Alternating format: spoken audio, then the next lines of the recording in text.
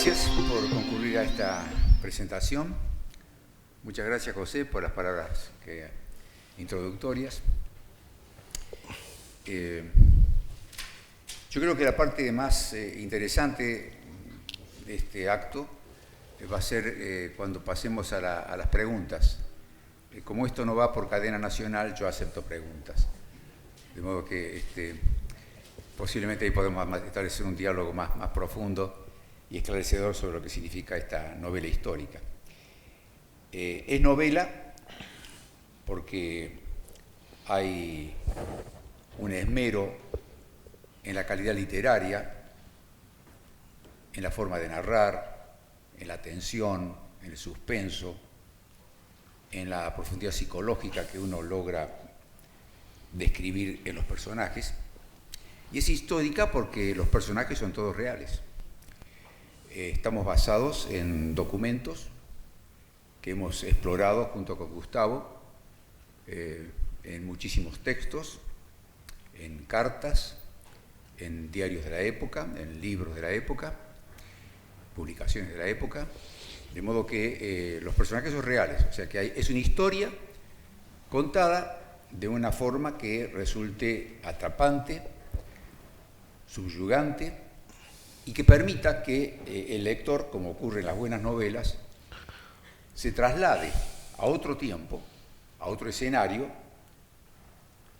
y lo viva como si estuviese inmerso en él, compartiendo las angustias, los ideales, las ilusiones, los miedos, incluso las sensaciones que prevalecían en ese momento. Qué entraba por los ojos, qué sonidos se escuchaban, qué música se escuchaba, qué perfumes se olían, qué sentía la piel, cómo era la temperatura, el calor, la sequía, la lluvia. Todo eso lo provee la novela. Y entonces, de esa forma, hemos intentado describir la vida de un personaje que durante mucho tiempo fue una suerte de héroe anónimo, del que se hablaba un poco, pero no se lo conocía bien. Y él murió de una forma misteriosa, la novela lo va a ir contando, el libro lo va a ir contando, en 1917, es decir, un año antes que finalizara la Primera Guerra Mundial. Y eso quedó como un misterio, y durante medio siglo ese misterio prevaleció, hasta que exactamente 50 años después, medio siglo después, se produce la conocida Guerra de los 6 días, en que Israel hace frente a la agresión de 3 países árabes, Egipto, Siria, Jordania, y triunfa contra esos 3 ejércitos y ocupa una cantidad enorme de territorio, especialmente la península del Sinaí, que es 3 veces más grande que todo Israel. Bueno, la muerte de este personaje ocurrió en la península del Sinaí. Y como estaba en poder de Egipto, nunca se pudo investigar dónde él estaba y si el lugar donde se creía que había sido enterrado era cierto o no cierto, y si los huesos que estaban allá abajo pertenecían a él o no. Medio siglo después, un detective, que es real también, y lo cuenta la novela, se empeña en hacer la investigación. Ella puede ingresar a la península del Sinaí y, bueno, a partir de ahí se hace una reconstrucción de toda la época esa. Se sabe que efectivamente se trataba de Absalom Feinberg, un joven que murió a los 27 años de edad y que fue un héroe en todo el sentido de la palabra, un héroe mayor, un personaje fascinante, que además tuvo una vida muy excitante, muy animada, muy colorida. Incluso él había aprendido idiomas, estuvo en la Francia de la Belle Époque. Él conoció la Belle Époque antes de la Primera Guerra Mundial, cuando en París estaba el centro de la cultura mundial y se hacían experimentos pictóricos, aparecía Picasso, Matisse, Gris, los ballets rusos de Diaghilev, la música de Debussy, de Ravel, todo ese cambio que se estaba dando, el Cancan, etc. Parecía que era Folies Bergère, parecía que era el paraíso que no iba a cesar nunca, hasta que el disparo en Sarajevo, realizado por un jovencito llamado Gabriel Príncep, asesina al heredero al trono del Imperio Austrohúngaro y estalla la Primera Guerra Mundial. Bueno, todo eso está narrado y también básicamente cuenta cómo aparece este hombre. La palabra Sabra, para muchos que lo deben saber, voy a explicar un poco, es la traducción al hebreo de la palabra tuna, que es el fruto de algunos cactus. Los cactus crecen en zonas desérticas. Y en todo el Medio Oriente, la zona de la Gran Siria, que era así como se llamaba en la época del Imperio Otomano al territorio que ocupa Siria, Líbano, Jordania, Israel, los territorios palestinos, todo eso era la Gran Siria. En esa Gran Siria, que era bastante desértica y abandonada, había muchos cactus. Y la fruta, que era la tuna, el sabra, era muy usado. Yo lo comí, como yo pasé mis primeros 15 años en Cruz del Eje, que es una zona bastante desértica también, hay muchos cactus y mi mamá compraba en la verdulería las tunas. Había que pelarlo con mucho cuidado porque las espinas a veces son tan invisibles que no se ven. Entonces, pero el fruto es muy dulce, como la miel, muy rica. Bueno, y ese es el nombre que se le aplicó al hombre nuevo que surgió en el Medio Oriente. Porque a fines del siglo XIX, o sea, a fines de la década del centenario de 1800, apareció un hombre nuevo. La palabra hombre nuevo se empezó a hacer muy popular en el siglo XX, se habla del hombre nuevo y buscar el hombre nuevo, el hombre nuevo. El hombre nuevo surgió a fines del siglo XIX en el Medio Oriente, exactamente en lo que ahora es Israel, y es el judío nuevo, un judío que decidió cambiar radicalmente la mentalidad, la forma de vivir que tenían los judíos hasta ese momento, que era la oscuridad del gueto, dedicarse solo al estudio de los libros sagrados, resignarse a las persecuciones, a las matanzas, a la discriminación, a la burla, no defenderse, no saber defenderse,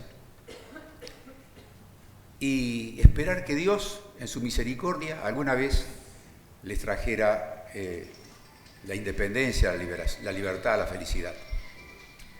Bueno, este judío nuevo decide que van a apurar la llegada de los tiempos nuevos y se van a dedicar a reconstruir el viejo país. Los judíos son el pueblo originario de esa tierra, allí se escribió la Biblia, allí surgieron los profetas, allí nació Jesús y murió Jesús. Es decir, allí estuvo Salomón, que construyó el primer templo en Jerusalén, allí estuvo el rey David. En fin, allí se hablaba hebreo durante más de 1000 años y en ese territorio había que hacer la resurrección de ese viejo país que había sido destruido por los romanos, primero por los babilonios, después por los romanos, y que hasta le cambiaron el nombre. El emperador Adriano en el siglo II, después la segunda gran rebelión que hicieron los judíos, dirigida por Bar Kokhba, decidió cambiarle el nombre al país y prohibir que se le siga llamando Judea, y ordenó que se le llame Palestina. Resucitó esa palabra que viene de Filistea.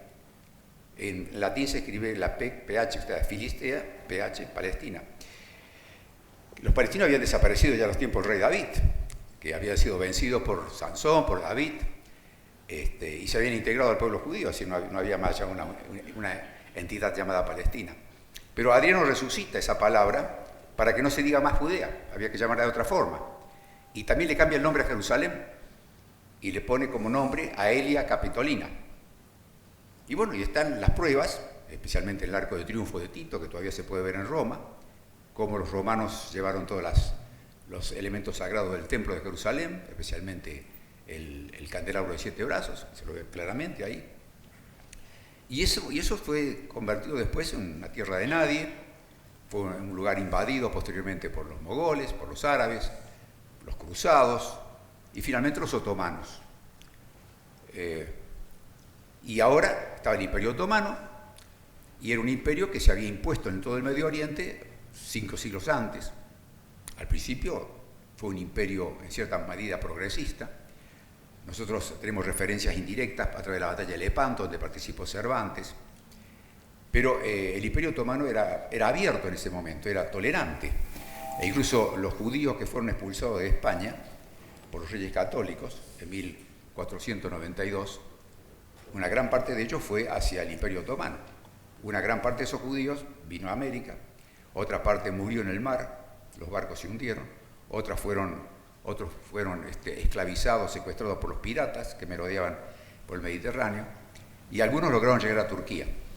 Y los que llegaron a Turquía, al Imperio Otomano, fueron recibidos por el famoso emperador Solimán el Magnífico, que decía: España nos está mandando lo mejor que tiene. Y se refería a los judíos precisamente que llegaban de España, que eran matemáticos, médicos, astrónomos, que fueron a Turquía y constituyeron una de las más fuertes e importantes comunidades sefaradíes del mundo, ¿no? Bueno, pero ese Imperio Otomano de la época de Solimán el Magnífico se fue deformando, fue transformándose en un imperio opresivo, como ocurre con los imperios que duran mucho tiempo, opresivo y reaccionario, atrasado, y con ideas de uniformidad étnica, religiosa, lingüística, y entonces todos los sectores que tenían algún elemento diferencial eran molestos, y especialmente eran molestos los armenios, porque los armenios fueron la primera comunidad católica del mundo. No sé si ustedes saben que la primera nación que adopta el cristianismo como religión oficial fueron los armenios, antes que Constantino, impulsados por un gran líder que fue Gregorio el Iluminado. Los armenios se convirtieron al cristianismo unas 40 años antes de Constantino, que Constantino reconociera al cristianismo como religión oficial. O sea que es una comunidad cristiana muy antigua, la Armenia, que tenía su propio idioma, su propio alfabeto, es decir, eran diferentes al resto de los turcos otomanos. Entonces eran molestos los griegos, había muchos griegos, todo el mar Egeo estaba en poder de los otomanos, y estaban los griegos, y los griegos tenían su propio idioma, y eran cristianos ortodoxos, entonces también eran molestos. Y eran molestos los judíos, por supuesto, porque también tenían su propia religión, tenían su culto, sus plegarias en hebreo, y se convirtió en un imperio opresivo, y Abdulhamid II, llamado el sultán sanguinario, tenía una madre armenia, curiosamente, una madre armenia, bueno, asesinó 300.000 armenios.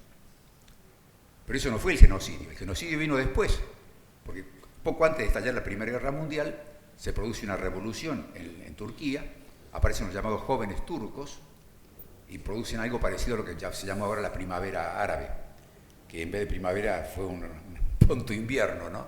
Fue un gran engaño, una gran fantasía, una fantasía occidental de creer de que ahí viene la democracia. ¿Qué democracia? Vino al Medio Oriente.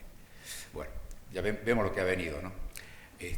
La cuestión es que los jóvenes turcos lo que hacen es quitarle poderes al sultán y se convierten en los dueños del país. Y extreman las medidas discriminatorias. Y entonces empiezan a perseguir más duramente a los griegos, a los judíos y a los armenios. Y en 1915 deciden exterminar a la comunidad armenia. Y entonces matan a 1.500.000 armenios, expulsándolos de sus hogares y mandándolos a los desiertos de Siria y de Irak, que se mueran de hambre o devorados por las fieras, y se produce el primer genocidio que merece ese nombre. La palabra genocidio fue acuñada unos años después por un judío y que se refiere a la matanza sistemática de toda una población por razones étnicas o religiosas en forma total. Y es lo que se pretendió hacer. Después ese genocidio fue motivo de burlas por parte de Hitler, que decía: ¿quién se acuerda del genocidio armenio? Y eso lo estimuló a llevar adelante los planes de su propio genocidio, es decir, exterminar a todos los judíos. Y produjo el Holocausto. Bueno, el libro no llega hasta ahí. El libro prácticamente termina cuando muere Absalom Feinberg en 1917, poco antes que termine la Primera Guerra Mundial, que tuvo también, entre otros acontecimientos, la Revolución Rusa, en 1917, cuando se produce la Revolución Rusa, y nace la Unión Soviética. Es decir, tantas cosas han ocurrido en ese tiempo.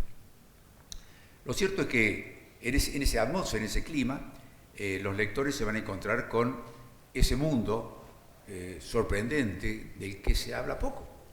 Porque hoy en día, por la televisión o por las películas o las series, tenemos mucha más referencia de la Segunda Guerra Mundial, del nazismo, de Hitler, del Holocausto, que de lo que ocurrió en la Primera Guerra Mundial, que, como acabé de señalarles, tuvo acontecimientos y sucesos muy importantes. Bueno, este protagonista, Absalom Feinberg, perteneció a esa generación de pioneros que entendían que la liberación nacional se hace construyendo el país, levantando ciudades sobre las arenas, plantando árboles entre las piedras, desecando pantanos, combatiendo enfermedades como el paludismo, que era endémico. Fundaron la primera universidad laica del Medio Oriente, que era la Universidad de Jerusalén, entre cuyos fundadores estaba nada menos que Albert Einstein. Fundaron una orquesta filarmónica, en cuyo concierto inaugural fue dirigido por Arturo Toscanini, que era un sionista no judío, Arturo Toscanini. Se creó el Instituto Científico, que después se llamó Weizmann, en Rehobot. Se construyó la primera universidad tecnológica en Haifa. Empujaban el desarrollo de la ciencia. Y de esa forma se produjo la resurrección de un país que había estado muerto durante casi 2000 años, que es Israel. Y renació Judea. Cuando se produjo la independencia de Israel en 1948, hubo un debate. ¿Qué nombre ponerle? Palestina no era correcto, porque se refería a los filisteos, que habían dejado de existir. Y Judea tampoco era correcto, porque parecía que se refería a algo viejo, antiguo, y que no tenía mucha fuerza, que no representaba todo lo que es la herencia del pueblo judío a lo largo de tanto tiempo. Y se resolvió que se le llame Israel. Israel parece una cosa mucho más comprensiva, mucho más abarcativa.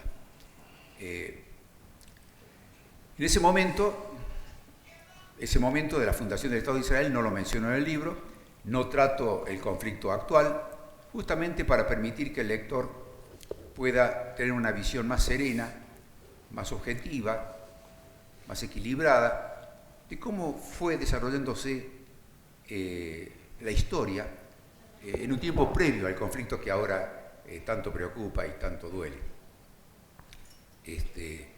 Pero básicamente contando la historia de este protagonista. Les aseguro que a medida que íbamos escribiendo e investigando, encontramos muchos datos muy interesantes. Por ejemplo, cuando Absalom Feinberg va a París y se maravilla con la ciudad luz y todo lo que encuentra allá, él tuvo a través de unos parientes, la dirección de una casa donde dijeron que iba a ser muy bien recibido. Y cuando le atiende la puerta, dice que encuentra a la mujer más hermosa del mundo. Esa mujer se llamaba Raisa y era la esposa del después famoso filósofo neotomista Jacques Maritain. Jacques Maritain es, para los católicos que conocen teología, es uno de los grandes teólogos de la modernidad. Es un neotomista, y como saben ustedes, Tomás de Aquino es quien desciende en línea directa de Aristóteles y de Maimónides. Aristóteles, después trabajado por Maimónides, después trabajado por Tomás de Aquino, es la asociación entre la filosofía griega y la tradición judeo-cristiana. Y Maritain trabajó especialmente a Tomás de Aquino, por eso se llama neotomista. Él había sido protestante, se convirtió al catolicismo, y Raisa era judía.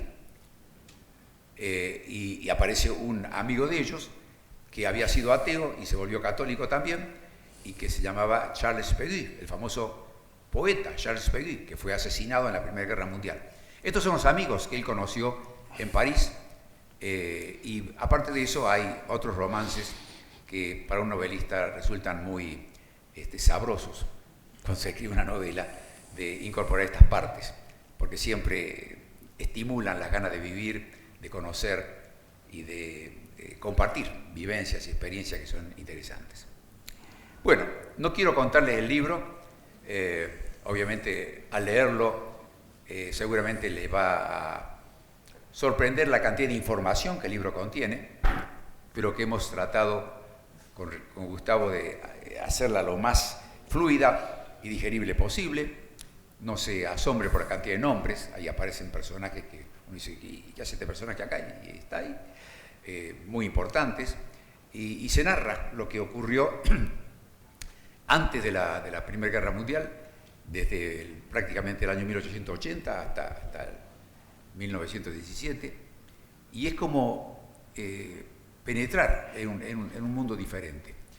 En otra presentación que hice, comentaba con los asistentes que muchas veces, cuando se nos atraganta el desayuno a leer los diarios y enterarnos de la noticia de actualidad, nos hace falta leer una novela que tenga la cualidad de poder transportarnos, aunque sea por una hora diaria o 2 horas diarias, a otro mundo que existió también, y que lo vemos con perspectiva y de otra forma, aunque nos produzca susto, angustia, alegría o tristeza, es otro mundo, no es el nuestro, pero que nos ayuda a disminuir el nivel de estrés. De modo que eso es lo que espero que a ustedes les ocurra también, que lo disfruten al libro. Les agradezco que estén acá y con gusto háganme las preguntas que se les ocurran. Gracias.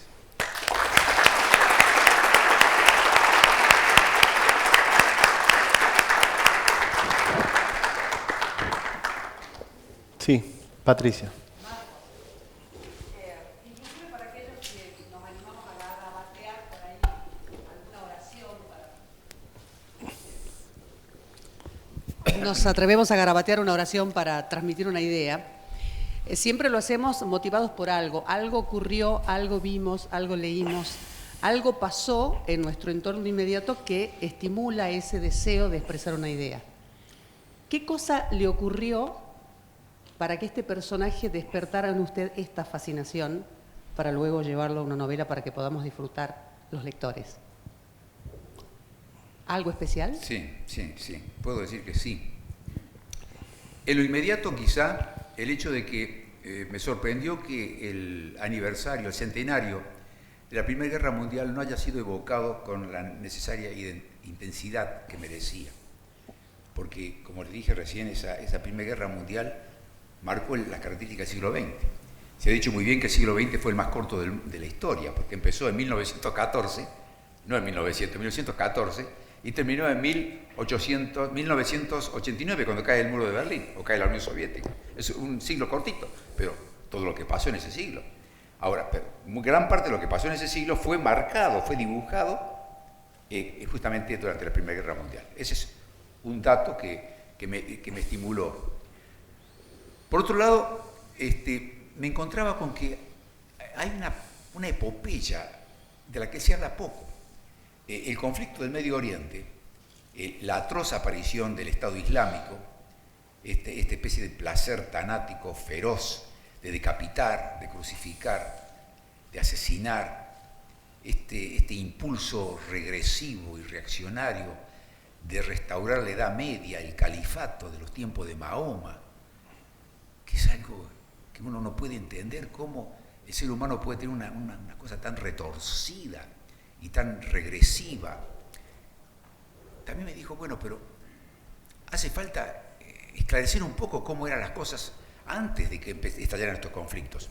Entonces yo me di cuenta que aquí había, antes de la Primera Guerra Mundial, un Medio Oriente muy diferente al que conocimos después, que eran territorios casi vacíos, como lo describe muy bien Mark Twain en su libro de viajes, publicado en el año 1860, y es exacta la fecha, porque la he repetido varias veces, y él describe lo que fue su viaje: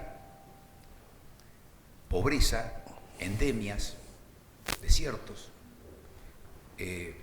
no había futuro, la opresión del Imperio Otomano. Y ahí se desarrolla una epopeya notable, que es la resurrección de un país, donde no había ganas de pelear, no había ganas de guerrear ni de quitarle nada a nadie. Era necesario colonizar a la tierra, no a la gente, como hacían los imperios europeos en África, que colonizaban a la gente para que produzca. No, eran ellos que iban a hacer producir la tierra. La producción venía del esfuerzo, del trabajo, no de la explotación de otro. Es decir, que hubo una epopeya de la que ahora se habla poco, que se ha olvidado, y que es una epopeya ejemplar, paradigmática. Curiosamente, esa epopeya fue protagonizada por gente muy perseguida, muy maltratada en Europa, y que huyó en distintas direcciones. Las matanzas de Alejandro III especialmente, los pogroms, los asesinatos masivos que había, llevaron a que muchos judíos huyesen a Estados Unidos, a Argentina o al Medio Oriente. Los que vinieron a la Argentina protagonizaron una epopeya parecida, en la misma época. Estaba hablando de la década de 1880, cuando Roca asume la presidencia, el gran tucumano, el presidente Roca, uno de los mejores presidentes de la República, a pesar de lo que digan cierta... En fin, con la ley 1420 de la educación obligatoria y laica, se convierte en política de Estado la educación, un avance extraordinario, y abre las puertas a la inmigración masiva.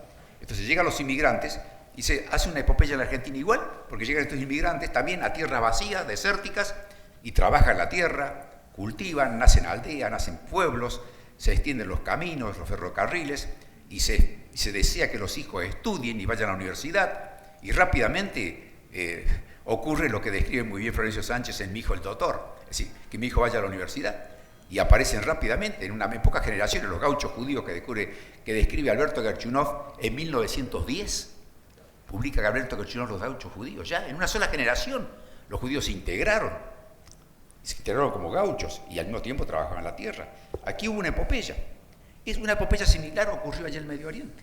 Es decir, eran colonos que iban a trabajar, a producir, a crecer, y que no solamente estaba vinculado con el crecimiento económico, sino también el crecimiento cultural. Por eso se funda la Universidad Hebrea de Jerusalén, se funda la Orquesta Filarmónica, y se funda el Tecnión, y todo, etcétera, etcétera. Entonces eso también fue una motivación, diciendo, esta historia debe ser contada, debe ser conocida, debe ser comentada. Es necesario que se vuelva a ello, porque es ejemplar, es paradigmático.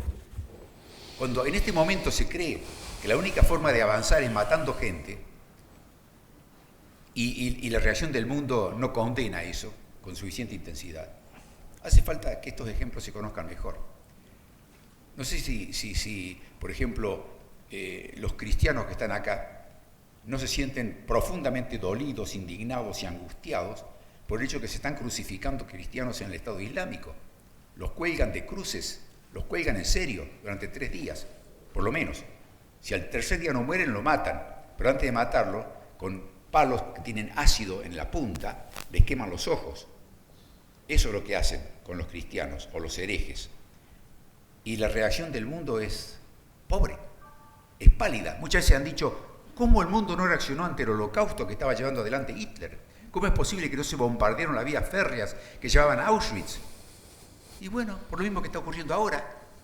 ¿Por qué no reacciona el mundo ante lo que está ocurriendo en Irak y Siria, en el Estado Islámico? O en otras partes del Medio Oriente. ¿Por qué no reacciona el mundo como corresponde? El ser humano es cobarde. Y como dijo muy bien, creo que Mandela, no sé, lo atribuyen a Mandela, otro a Mahatma Gandhi, más que los malos, preocupan los buenos que callan. Más que los malos que hacen, preocupan los buenos que callan. Y hay mucha gente que calla. Pues no sé si contesté a su pregunta, pero en fin. Otra.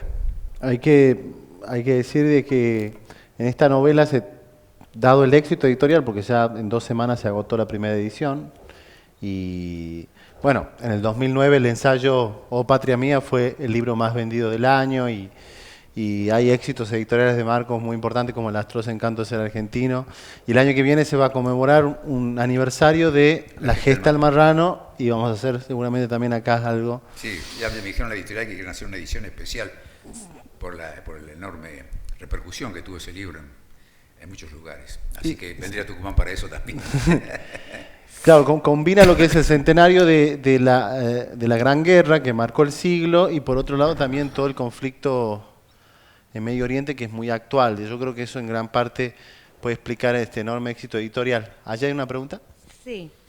Marcos. ¿Hola? Sí. Marcos, cuando uno escribe, tiene un deseo. ¿cuál es el deseo que tiene en este libro que nosotros los lectores lo realicemos? ¿Y cuál es la relación de este libro con la actualidad? ¿Cuál es el mensaje que quiere que nosotros los lectores transmitamos después de leerlo? No siempre es perceptible por parte del autor qué deseo lo impulsa. Hay muchos actos de trascendencia mayor o menor que acometemos sin pensar mucho por qué lo hacemos. Hay impulsos profundos que están vinculados a nuestro temperamento, nuestras experiencias, nuestros deseos más intensos, más fuertes. Hay elementos inconscientes, desde luego. Yo no puedo decir cuáles son los deseos que me impulsan a escribir cada uno de los libros. Puedo referir a algunas cosas, como las que dije recién, pero no sé exactamente cuál es el mayor de los deseos. Ahora, cuando escribo el libro, estoy fundamentalmente interesado en algo que parecería muy tonto, es decir, quiero escribir bien, que las frases sean buenas, que cada oración esté bien redactada, que los adjetivos no sean lugares comunes, que haya originalidad en la adjetivación, que las metáforas tengan vida, que ayuden a percibir mejor algo, a darle más color a la determinada situación. Es decir, cuidar mucho el estilo. Y como se trata de una novela, algo que sucede a lo largo de mucho tiempo, es necesario tener en cuenta también, como ocurre con un río, que esto tiene que fluir a una determinada velocidad y mantener una tensión constante. Y además la novela necesita generar en el lector siempre alguna expectativa. ¿Qué va a pasar en la página siguiente? Por eso, uno de mis primeros libros sobre la Argentina, al margen si es bueno o malo el libro, yo creo que es bueno el título, porque el título es Un país de novela, y yo creo que ahí acerté. La Argentina es un país de novela, porque no sabe cómo va a terminar. No sabemos cómo va a terminar. No sabemos qué va a pasar en la página siguiente. Yo creo que el título ha sido muy acertado. Este es un país de novela. Cuando me preguntan, ¿y qué va a pasar la semana que viene, el mes que viene? No sé. Estamos en un suspenso perpetuo. No sé si es bueno. Nos divierte, sí, nos mantiene en tensión. Nos estresa, eso sí. Vivimos muy estresados. Pero esa es la característica de la novela. Entonces, cuando yo escribo, quiero que el texto literariamente esté bien logrado, con todas esas características que mencioné recién. Y bueno, y después viene el premio o el castigo, que el lector decide si eso le parece que está bien o no está bien. El lector decide si le gusta o no le gusta el libro, obviamente. No es el autor el que lo decide, el autor trata de hacer lo mejor que puede su trabajo. Hay autores más exigentes que otros, desde luego. Hay escritores que producen a gran velocidad y no se esmeran demasiado en hacer correcciones, en revisar los manuscritos. No es mi caso. Yo soy muy cuidadoso, reviso bien el manuscrito y trato en lo posible de no cometer esos errores que mencioné recién.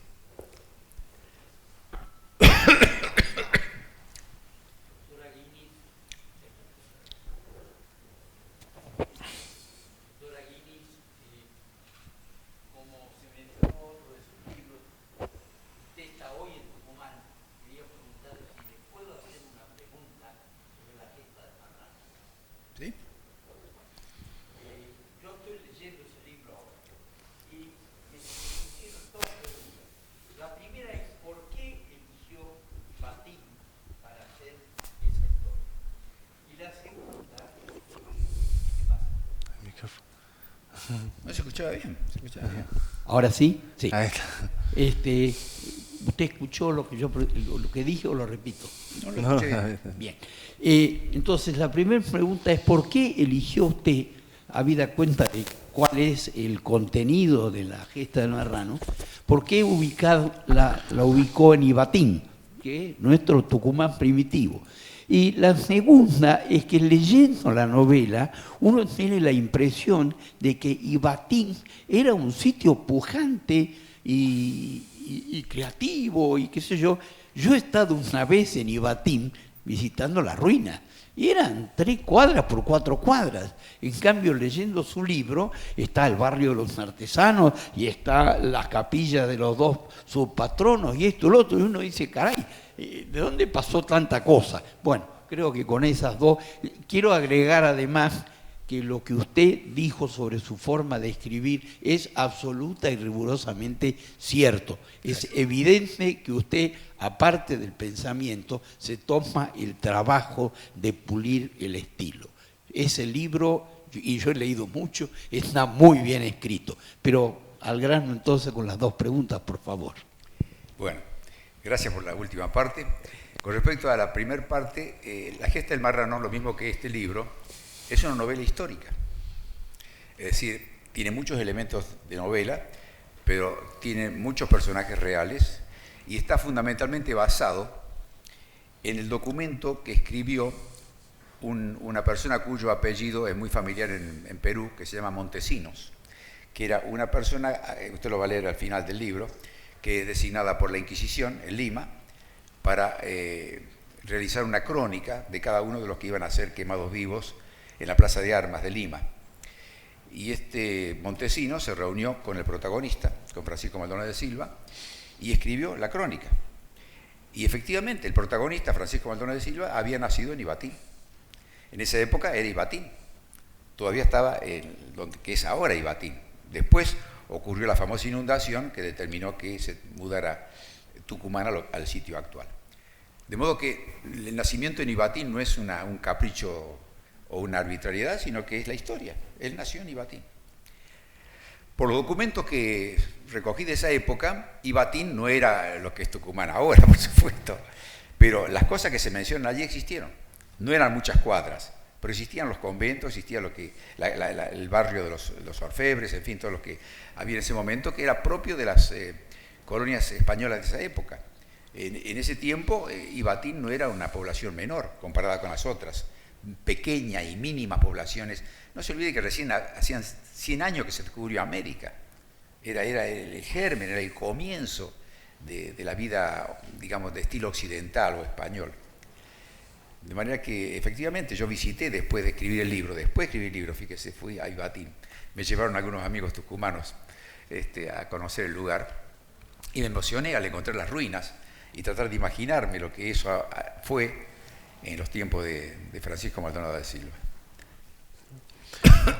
Tus últimas 3 novelas fueron novelas históricas. Sí. Y mucha gente piensa, por lo menos, que La gesta del marrano es tu mejor obra, o mucha gente piensa eso.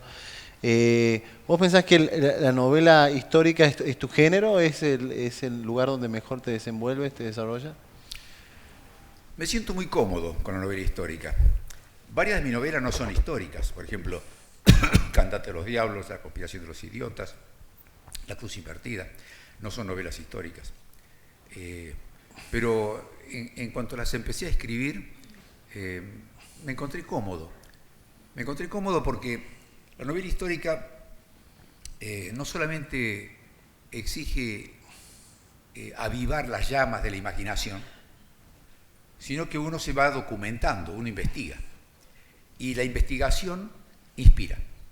Algunos me han preguntado, más de una vez me han preguntado, si yo tengo un equipo que me ayude a investigar, porque mis novelas históricas tienen mucha información. Es cierto, tienen mucha información. Y a veces ocurre que yo mismo trato de eliminar el exceso de información. Eso lo aprendí de mi maestro Stefan Zweig. Mi maestro porque no lo conocí, sino que lo leí mucho y me parece que uno de los más brillantes escritores que tuvo el siglo XX.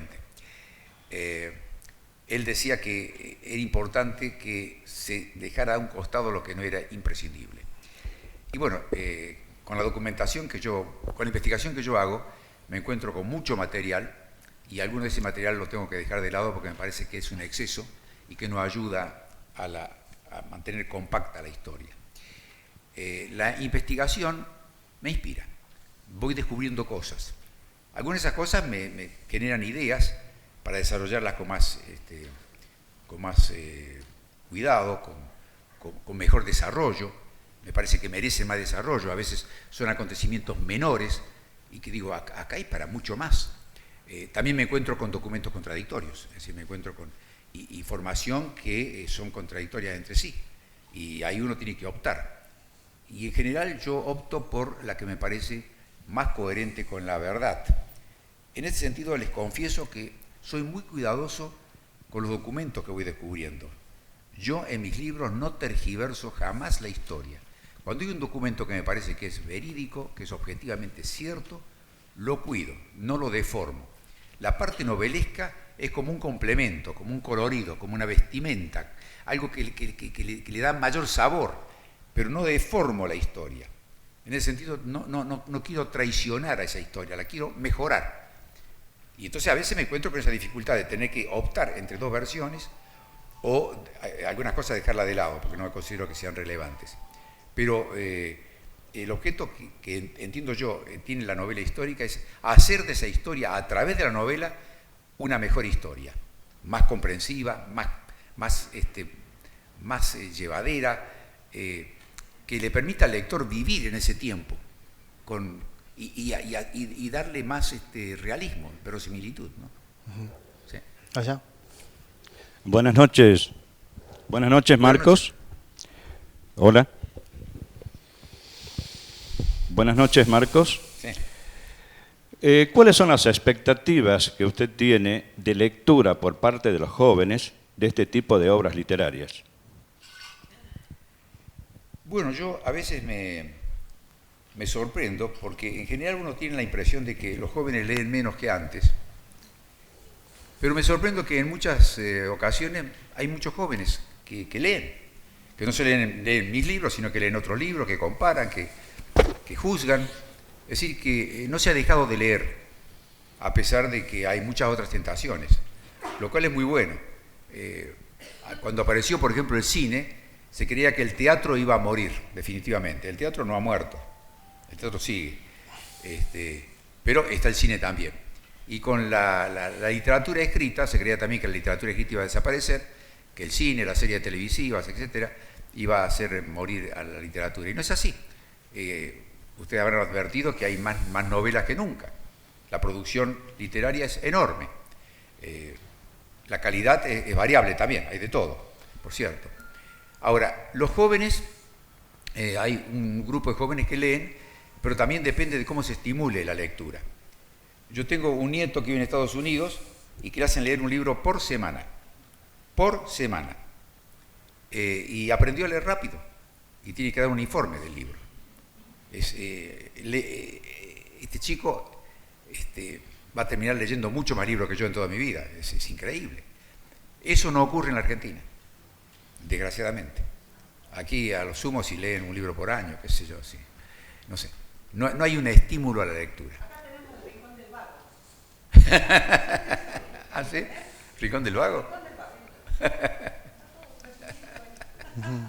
Bueno, acá nos encontramos con la desgracia de que hay muchos jóvenes que terminan el secundario y no saben interpretar una lectura, no lo entienden, no pueden leer, no entienden. Entonces ese es un problema serio que hay, ¿no? En cuanto a, respecto a nuestra decadencia educativa. Nuestra decadencia educativa.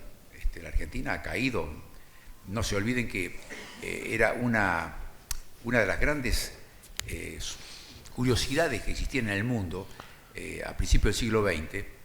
No solamente la riqueza argentina, que Argentina llegó a estar entre los 10 países más poderosos económicamente del mundo, sino es uno de los países más cultos de América Latina, el país que tenía en educación el primer puesto de toda América Latina. Y las mejores universidades, la Universidad de Tucumán era una universidad muy importante, muy importante. Aquí vino Rodolfo Montolfo cuando huyó del fascismo italiano. Y aquí vinieron muchos músicos y gente científica y valiosa. Bueno, en toda la Argentina. Y ese nivel ha decaído de una manera notable. La Argentina tuvo las mejores y las más importantes editoriales de todo el continente. Muchos de los grandes editores españoles durante la Guerra Civil, ¿a dónde huyeron? A la Argentina.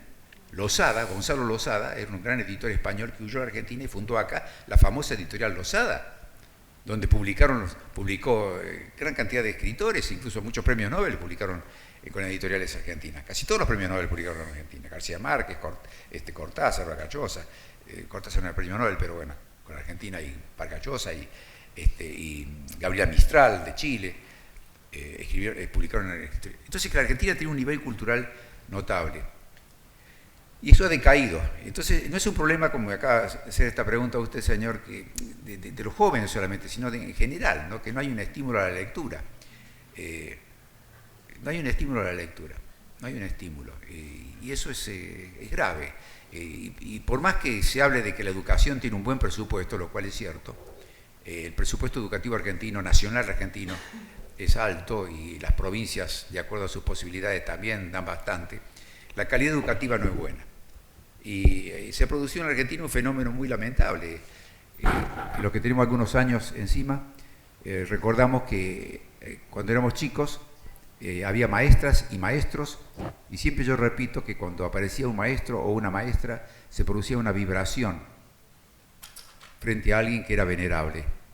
Ahí viene el maestro tal, ahí viene la maestra tal. Y el maestro y la maestra era en cada lugar una persona respetada, venerable. Yo viví en Cruz del Eje y me acuerdo que las noches calurosas nos sentamos en la vereda, en sillones de mimbre, y por la calle paseando a la gente de noche, en fin, no mucha gente, pero paseaba. Entonces cuando mi mamá o mi papá decía, ahí viene la maestra tal o el maestro tal, crujían los mimbres, y si el maestro saludaba, es como que hubiera saludado a un santo, qué sé yo. Y cuando iban a hablar a la escuela, por mí, mis padres, se vestían especialmente para ver al maestro. Y bueno, después el maestro pasó a ser docente y ahora tiene un nombre que es muy descalificador. Trabajador de la docencia, trabajador de la educación. Un trabajador que tiene que luchar por su sueldo, que trabaja tantas horas, que tiene que hacer huelgas y donde está prohibido el mérito. Porque en la Argentina no se premia al mejor maestro, se paga un sueldo. Ahora, si es bueno o es malo, eso es secundario. Y se le da un puesto a quien tiene alguna influencia para conseguir ese puesto. Y hay maestros muy sacrificados en la Argentina, muy sacrificados, es unas donde tienen que recorrer muchos kilómetros, a veces a pie, para llegar a la escuela, tienen que alimentar a los niños, no solamente enseñarles. Y esto es muy distinto de la educación que tenía la Argentina o hacia dónde iba la Argentina cuando la educación era una política de Estado. El trabajo pasó a ser descalificado y se premia o se estimula la mendicidad. No hace falta trabajar. Hay que vivir de los planes sociales, de los subsidios, de la coima, de los elementos corruptores. El esfuerzo no, lo que importa es el facilismo, hacer la cosa fácil. Y la cultura de la decencia se ha convertido en la cultura de la corrupción. Entonces aquí tenemos esas tres columnas, que en vez de ser columnas son pozos ciegos, que tenemos en la Argentina. Y lamentablemente, como ocurrió cuando me referí yo a las matanzas en el Medio Oriente, la sociedad parece como anestesiada, adormilada, y no reacciona. No lo ve como gran problema. Y eso es a veces mucho más grave que cuando hay mucha irritación, como aparecen los movimientos de los indignados y cosas así, ¿no? Cuando la sociedad está dormida, o aparentemente dormida, no sé. La Argentina es una novela, así que no sabemos, todo no lo podemos saber. Te voy a hacer una pregunta medio incómoda, Marcos, a ver. No sé si ya te la hicieron en público. Vos pensás que vos te destacaste básicamente en el campo de la literatura. ¿Vos pensás que tus posturas políticas, que tenés principios liberales y también tus posturas respecto del conflicto en Medio Oriente, haya creado algún tipo de prejuicio en la mayoría de los críticos literarios que en general se califican como de izquierda o anticapitalistas? ¿Sentís que fueron injustos con tu obra en algún punto? ¿O qué reflexión te causa esto, digamos?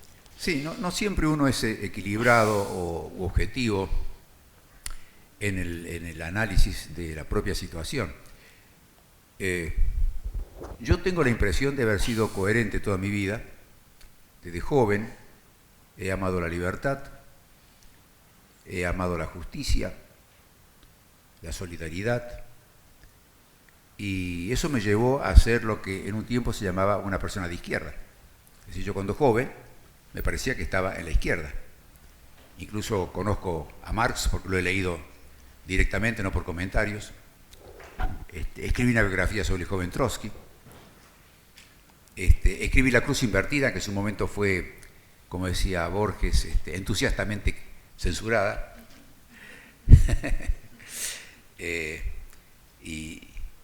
Pero, como yo fui coherente y seguí amando la libertad, y la libertad de expresión, y la democracia, y el pluralismo, y la tolerancia, entonces no fui parte de quienes han de la izquierda que traicionó a la izquierda. Es decir, ahora hay una izquierda que ha traicionado los ideales de la izquierda. Esa traición comenzó cuando Stalin tomó el poder. Cuando Stalin toma el poder, la izquierda que hasta ese momento defendía la libertad de expresión, la libertad individual, la pluralidad, la diversidad de pensamientos, eso se transforma en una dictadura feroz, terrorífica, y esa izquierda se somete a ese dictador. Y la izquierda pasa a ser prosoviética y stalinista. Algunos de los izquierdistas de aquella época, como la diputada Diana Conti, se trenzó en un debate con Pepe Liachev justamente porque ella defendía a Stalin. Ella lo defendía a Stalin. Y Pepe Liachev le dice, ¿no te acordás que Stalin es uno de los mayores genocidas del siglo XX? No mató 1 millón de personas, mató decenas de millones de personas Stalin. Asesino, masivo. Y a ese hombre la izquierda lo apoyaba. A ese hombre lo apoyó Pablo Neruda. A ese hombre lo apoyó Jean-Paul Sartre. La izquierda ilustrada. Y yo no lo apoyé. Yo era de izquierda, pero de la izquierda que no apoyaba a los genocidas, ni a los dictadores, jamás. Entonces, esa izquierda que lo apoyó a Stalin, que sigue siendo stalinista en el fondo, y que es además antisemita, esa izquierda no podía venir conmigo. Y yo me rebelé contra ellos. Y les recuerdo a esa izquierda que el liberalismo era parte de la izquierda, porque la izquierda es la que defendía la libertad, y liberalismo viene de ahí. Ideas liberales son ideas que defienden la libertad de culto, la libertad de idea, la libertad de tendencias, corrientes artísticas, la libertad de opinión. Ese es el liberalismo, la libertad de trabajar, de crear, de inventar. Mientras más libertad hay, más se inventa, más se crea. Mientras menos libertad hay, menos se inventa, menos se crea, menos se produce. Que es lo que se ve en todos los regímenes totalitarios, donde se coarta la libertad. Pero lo que acaba de decir es cierto. En gran medida, muchos de esos izquierdistas, o que se llaman izquierdistas, me marginan, me censuran, me insultan, porque no respondo a la conducta de ellos. Pero yo estoy tranquilo, porque yo he sido coherente, y creo que con el tiempo esa coherencia va a ser mejor destacada. En la Argentina tenemos un ejemplo muy notable de cómo en algún momento hay que ceder ante cierta evidencia. Disculpen la comparación, pero es lo que vale, no porque seamos equivalentes, pero vale como comparación. Borges fue muy discriminado por la izquierda, ¿verdad? Pero ante la genialidad indiscutible que tenía Borges como autor, han tenido que aceptarlo.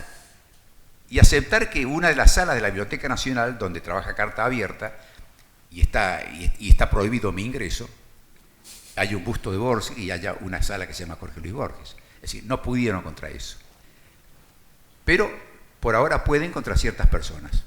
Entonces, discriminan a personajes como Kovadlov, o como Pepe Liachev, o como ese caso mío, porque somos liberales en serio, liberales de izquierda, es decir, liberales que somos rebeldes, que no nos queremos someter, que tenemos libertad de pensamiento, que podemos opinar a favor de un partido y criticar a ese partido también, cuando nos parece que hace las cosas mal, como en mi caso. Yo estuve con el gobierno de Alfonsín, yo trabajé junto con los radicales y ahora critico a muchos radicales también. Los critico porque creo que cometen errores y lo hago con entera libertad porque creo que así se debe proceder. Que el famoso intelectual que surgió como sustantivo mientras transcurre la novela esta. No sé si ustedes saben que a principios del siglo XX y fines del siglo XIX, exactamente cuando ocurre esta novela, se produjo en Francia el famoso affaire Dreyfus, el caso Dreyfus, que era esa acusación falsa contra un capitán judío a quien se le incriminaba haber transferido documentación secreta a los alemanes. Eso era falso, eso lo había hecho otra persona, un francés, que logró transferir la culpa a este capitán. Como era judío, inmediatamente se pensó que era él el traidor. Se lo juzgó de una forma acelerada, fue un procedimiento como si lo hubiera hecho el Congreso argentino, rápidamente se lo consideró culpable y se lo mandó a la Isla del Diablo, para que pereciera allí, al norte del Caribe está la Isla del Diablo. Esto produjo una gran conmoción en Francia y todos los pintores, escritores, poetas, músicos empezaron a tomar partido, algunos a favor de Dreyfus, otros en contra de Dreyfus. Y ahí surgen los intelectuales, que eran los pintores, escritores, músicos, artistas, que estaban a favor de Dreyfus. Hasta ese momento la palabra intelectual era adjetivo, se decía un pensamiento intelectual, una tendencia intelectual, un esfuerzo intelectual, una propuesta intelectual, como adjetivo. El intelectual, o sea, en forma de sustantivo aparece en ese momento, y se habla de el intelectual cuando se refería a las personas que estaban a favor de la inocencia de Dreyfus y se jugaron para eso. Uno de los más notables fue Émile Zola, que publicó ese famoso artículo que se llamaba J'accuse, yo acuso, donde él acusaba al gobierno francés de haber amañado toda esta historia. Émile Zola tuvo que ir al exilio y le prohibieron durante mucho tiempo volver a Francia. Bueno, ahí surgen los intelectuales. Los intelectuales surgen como individuos rebeldes, que luchan por la verdad, que no les importa si van a ser descalificados, si van a ser perseguidos, porque tienen como un fuego sagrado que los obliga a comportarse de esa forma. Bueno, durante mucho tiempo se siguió llamando intelectuales a los que tenían ese fuego sagrado. Uno de ellos era Jean-Paul Sartre, no hay duda que era un gran intelectual, pero un intelectual que apoyó a Stalin. Entonces ahí yo empiezo a sentir cierto escozor diciendo, la palabra intelectual también tiene sus colores. No todo intelectual es respetable ya no lo es. Martin Heidegger, el filósofo alemán Martin Heidegger, fue nazi. Fue rector de la Universidad de Friburgo en la época de Hitler y se declaró nazi. Y ese también le llaman intelectual. Bueno, mucha gente de izquierda lo sigue estudiando a Heidegger. Lo estudian a Smith, por ejemplo, que fue un nazi. Es decir, gente de izquierda que estudia a los nazis y que aprecia a los nazis. Bueno, evidentemente entonces que el intelectual también tiene sus... y ya no podemos decir el intelectual. Ahora los intelectuales de carta abierta. Intelectuales orgánicos son. Sí, claro, que son obedientes. Están al servicio del poder. Entonces cuando son intelectuales que están al servicio del poder, ya perdieron independencia, perdieron credibilidad. Son sirvientes. Pero creo que tenés algo que es imperdonable, que sos exitoso. Y eso es imperdonable para eso. Bueno, acá terminamos la conferencia. Gracias, Marcos.